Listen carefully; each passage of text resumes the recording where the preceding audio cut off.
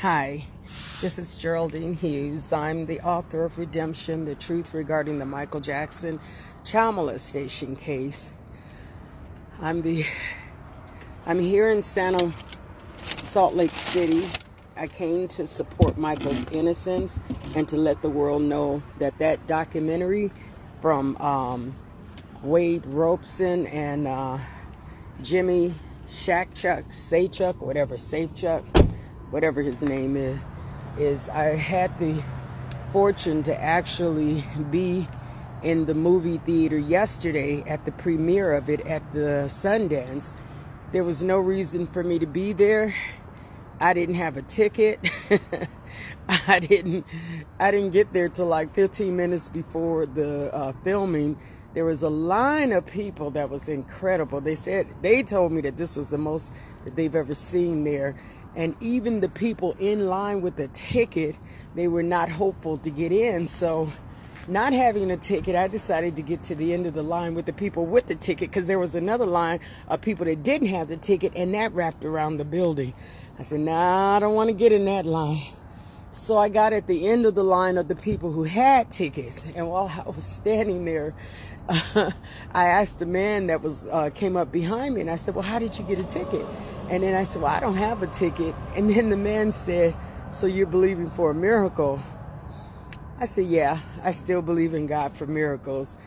And while I was standing there, he said, I'll sell you mine. He said, I got someplace else to go, so I'll sell you mine for $25. Well, anybody that know me, I carry no cash. I said, hold that thought. I'll be right back. I'm going to go find me an ATM. I could not find an ATM. And when I came back to tell him I couldn't find one, he said, well, if you have a PayPal, just PayPal the $25 to me later on. And he gave me his ticket. So now I had a ticket to get in, but I'm still in a long line of people that had tickets, and they said they were almost full on the inside. And I asked them, I said, well, is there a chance that even the people with tickets are not going to get in? And they said, yeah, no, all these people are not going to get in. So I said, well, it's no sense in me standing at the end of this line. I went and stood near the beginning where they were calling people only by fives now because they were almost full. So while I was standing there, a lady was sitting down next to me, and when they called the 5 people to go, well, she was in the next 5, so she got up to get her place in line, and when she got up, she said to me, you were behind me.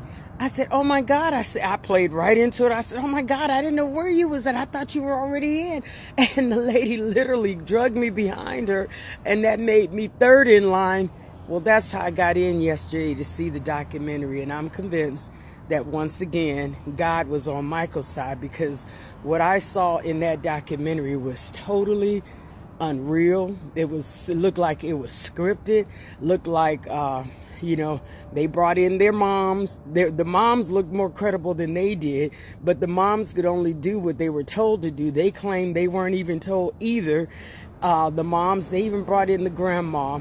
And right when Wade was trying to conjure up a tear to shed while he was telling this story of Michael abusing him for 7 years, almost on a daily basis, while he was conjuring up a tear, HBO stepped in with some music, and the violins were playing. And I mean, if you didn't know nothing but this story, you would have walked out of there like everybody else walked out of there, convinced that Michael was a pedophile, not only a child molester. They back calling him a pedophile now. You would have been convinced. But because I was the author, because I was the young lady that worked for him, the attorney that framed Michael in 1993, you can't convince me, because I saw what they did. I was on the inside. So I am now on my way back down to the one that they're going to air today. I'm in my combat mode, because I will defend Michael's innocence like I have. I've been defending his innocence since 1993. While I was still working with the attorney, I went and spoke with his investigator to tell him what I knew that they had done to Michael. Then I didn't get the idea to write the book until when Michael settled the case. The idea, I thought that information was going to go nowhere. And I didn't decide to write the book until let's say about 1996 or 7. And then by me not, excuse me, I'm getting ready to get out of here. That's why I'm struggling to get my thing. I got my books. I got my poster. I'm on my way down there now. The one today is going to air at like around noon or 1. So I'm here in Salt Lake City, and I just want to just say hello to everybody. We all need to get behind Michael on this, because they're trying to dig him up again, bring him back. Instead of letting him rest in peace, they're trying to tell the world that he not only was a child molester, now they got him back labeled as a pedophile.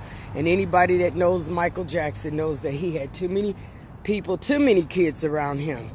And the only 4 that came forward, and they're trying to say that he's a pedophile, the only 4 are 4 people that are trying to capitalize, trying to make money. Wade Robeson, I was told he applied to be the choreographer for the Circle. He wanted to apply for that, and he applied with the estate, and they didn't hire him. And I'm told that right after they did not hire him, that's when he decided to launch not the movie right away. He went after Michael's money by suing the estate. And he did not win that lawsuit. They dropped it. They dropped the lawsuit. And I'm told that not too long after they dropped the lawsuit, that's when he started. He's been working on this documentary. They've been working on it for a few years now. This didn't just come. It was a very well-made documentary by HBO. HBO does a marvelous job, but they capitalize on bringing in their mama, their mothers, both their mothers, even the grandmother is in this one. And they just make it look so credible. Then they also brought in Jordy. They brought in Al Wiesel. They didn't say much. Of course, they couldn't say much about that one. But at the end, he said that the only reason why he's doing this is because he want to be a voice. He want to be a voice to those whose voice was not heard, that he want to be a voice to them. He was referring to Jordy Chandler, who we know did not come to the stand to testify, because we know that he was defending Michael's innocence, and they knew that he would have been the one that would have told the truth on the witness stand. But unlike, he didn't come. And then Gavin Alviso, we already know that case Michael shouldn't have never been charged in that fraudulent case. Okay, so now we got Wade Robson, and we got Jimmy Safechuck coming after him and saying that, and he said that it had nothing to do with the money. But we all know that lawsuit, they were seeking millions. So that's another lie. Not only did they lie under oath twice, they lied under oath. So what makes them think that we should believe them now? He has an interest in being a filmmaker. When you look at that documentary, it looks like he's acting in his own movie right now. To be continued. Effort is cold out here. You see I'm blowing smoke. Efforts are underway to defend Michael, so I just wanted to let you guys know what's going on. I'm on my way back down there now, and today I'm a different person. Today I'm an activist for Michael's innocence, as I have been since 1993. And we're going to definitely come forward really strong to defend Michael. And we're not going to stop this time until these sleaze buckets that are trying to take a good man's name and a good man's reputation, who is no longer even here because of these false accusations. Michael's life has not been the same ever since they took the thing that he loved the most and they used it against him. And he loved children. You can look at the documentary when they show him, even when he was with these children. They looked healthy in the film when they were younger, all the way up. They showed them all the way up to about 21 when he was doing his choreographed thing with Britney Spears. And then when they stood up on the stage, because they were there and they were part of the Q&A, for some reason on the stage, they looked like they was toe up from the floor up. They said they're under therapy right now, but they looked so if you weren't under therapy back in the film where they showed you looked normal then, but now that you're trying to prove that you've been molested, now all of a sudden you look tore up from the floor up and you're under therapy? Really? Okay, to be continued. You guys have a nice day. I'm on a mission. I am a missionary. Talk to you later. Bye.